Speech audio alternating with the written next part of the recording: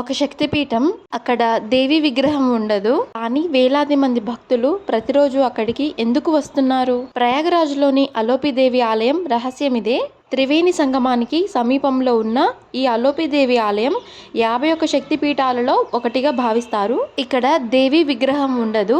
అదే ఈ ఆలయం యొక్క రహస్యం. ఆలయం లోపల ఒక పవిత్రమైన మర్రి చెట్టు కూడా ఉంటుంది. మనకి ఆలయం చుట్టూరా దక్షయజ్ఞంలో జరిగిన సన్నివేశాలను ఆధారం చేసుకొని గోడల మీద అద్భుతమైన కళను ప్రదర్శించారు. పురాణాల ప్రకారం దక్షయజ్ఞంలో సతీదేవి అవమానాన్ని భరించలేక అగ్నిలో ప్రవేశించింది. అది చూసి పరమశివుడు తీవ్ర దుఃఖంలో ఆమె శరీరాన్ని మోస్తూ ప్రపంచమంతా తిరిగాడు.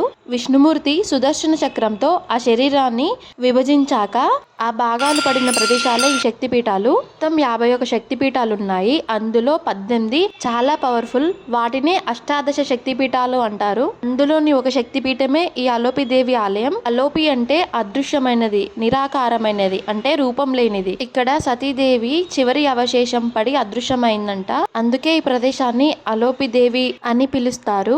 ఇక్కడ అమ్మవారిని ఇంకో పేరుతో కూడా పిలుస్తారు, మాధవేశ్వరి అని. మాధవ అంటే విష్ణువు, ఈశ్వరి అంటే దేవి, మాధవేశ్వరి. ఇప్పుడు మీరు వీడియోలో చూస్తున్నది అమ్మవారి రూపమే.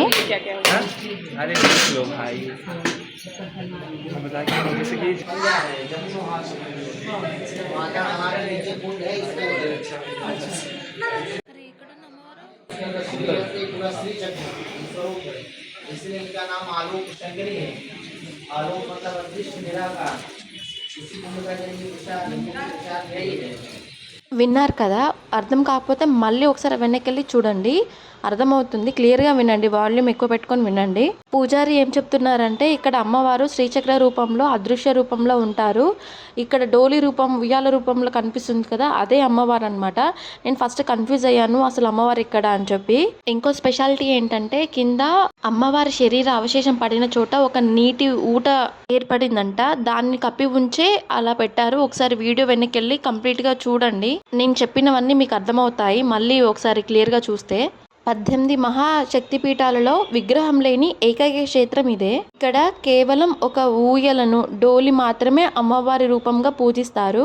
18 శక్తిపీఠాలలో ఇది చివరి శక్తిపీఠం. అమ్మవారిని దర్శించుకొని ఇలా ముందుకు వస్తే మనకి అమ్మవారి 10 రూపాయలు కనిపిస్తాయి అన్నమాట. సంగమంలో స్నానం చేసిన తర్వాత అలోపిదేవిని దర్శిస్తే యాత్ర సంపూర్ణమవుతుందని విశ్వాసం. ఇక్కడికి మెయిన్గా వివాహం ఆలస్యం అవుతున్న వారు, సంతానం కోసం కోరుకునేవారు, కుటుంబ శాంతి కోసం ప్రార్థించేవారు ఇక్కడికి వచ్చి మనసారం మొక్కుకుంటే అన్నీ నెరవేరుతాయంట. ఈ ఆలయం అయితే త్రివేణి సంగమానికి దగ్గరలోనే ఉంటుంది.